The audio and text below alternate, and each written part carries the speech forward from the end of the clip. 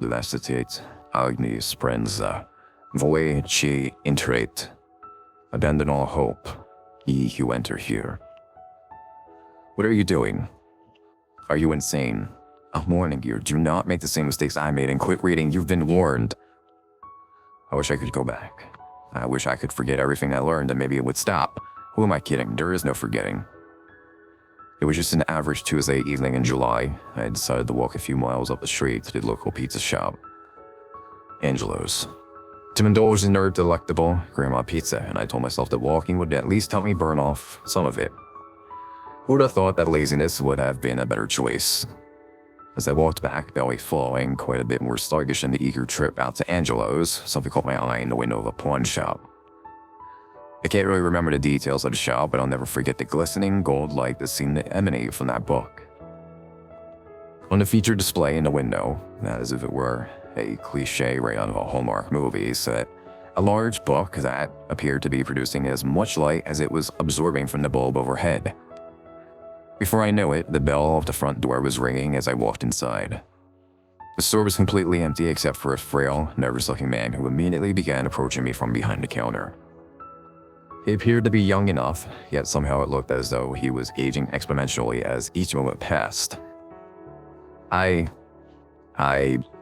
see my book has caught your eye, he stuttered softly.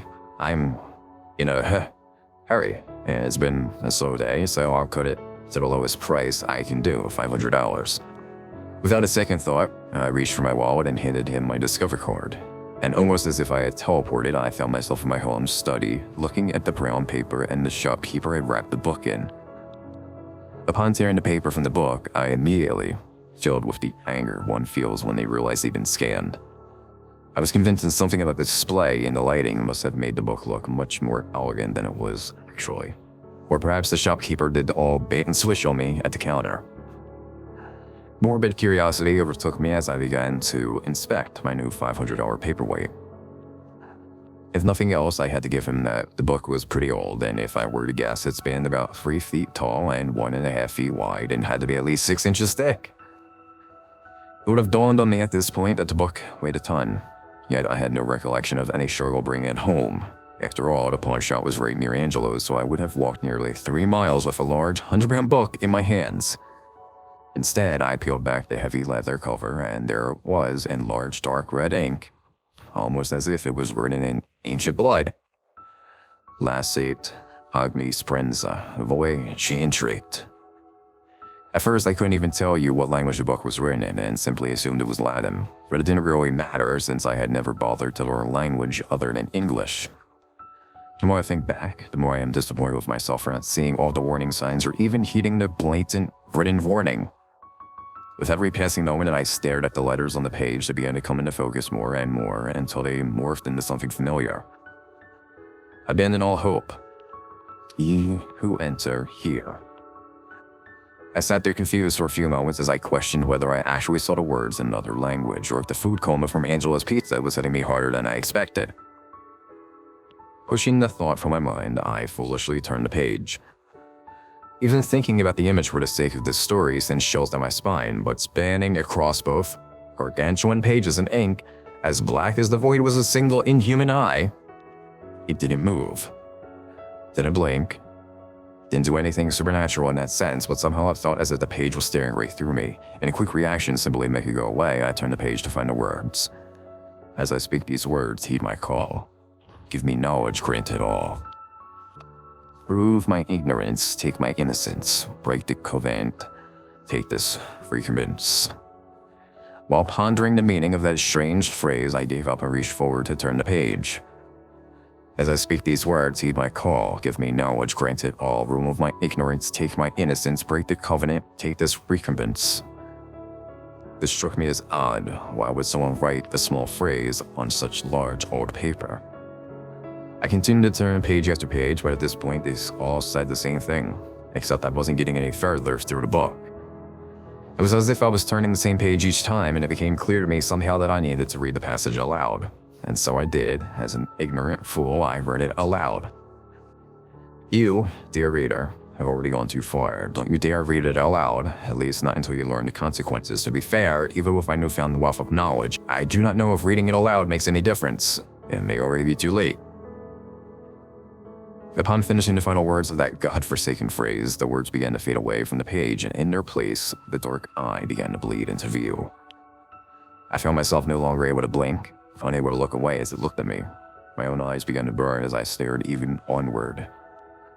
And I felt as if at any moment flames were going to burst from my eye sockets. The pain was so unbearable. I began to wish my eyes would burn from their sockets just to relieve the pain. Finally, the pain began to subside, with everything fading to black as the void. I awoke next day, at least I think it was the next day, on the floor of my office with a pile of half-digested pizza about a foot from my face.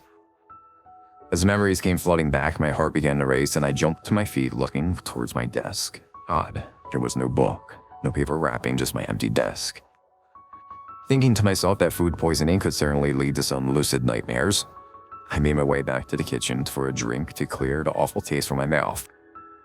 While browsing Reddit to pass time as I slowly sipped from flavored water, my heart began to pound again. The news section had an article discussing a stolen religious artifact, and the picture exactly matched the glistening, golden book from my nightmare. How was that possible? Did I somehow stumble upon that article last night before I passed out on the floor? This was the first time I heard them. It was faint at first, like a whisper in the wind that is easily dismissed, but it got louder and quickly bellowed into a white-hot scream of hard voice covering a spectrum of multiple pitches. I accept your sacrifice. There's no turning back now. You will find the knowledge you seek in the unending darkness. Do not fight it, for you will only prolong your suffering. The words pierced my mind with the fire of 1,000 suns as time stood still.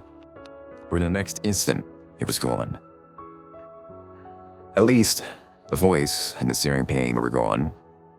However, the world outside my windows had gone dark, and it was as if someone painted my windows with the blackest paint science could muster. I looked at my phone to double-check the time, but immediately threw it across the room. In place of the usual iPhone lock screen was that horrifying eye as dark as the void. All throughout the house, it was on every screen of every device. It's on every screen of every device. Ironic for a techie, but I don't have any TVs, screens, or fancy electronics of any kind in my bedroom. Save for the iPhone I chucked into the kitchen some time ago. Not knowing what to do, I ran from my bedroom, slammed the door shut, and flicked on the lights.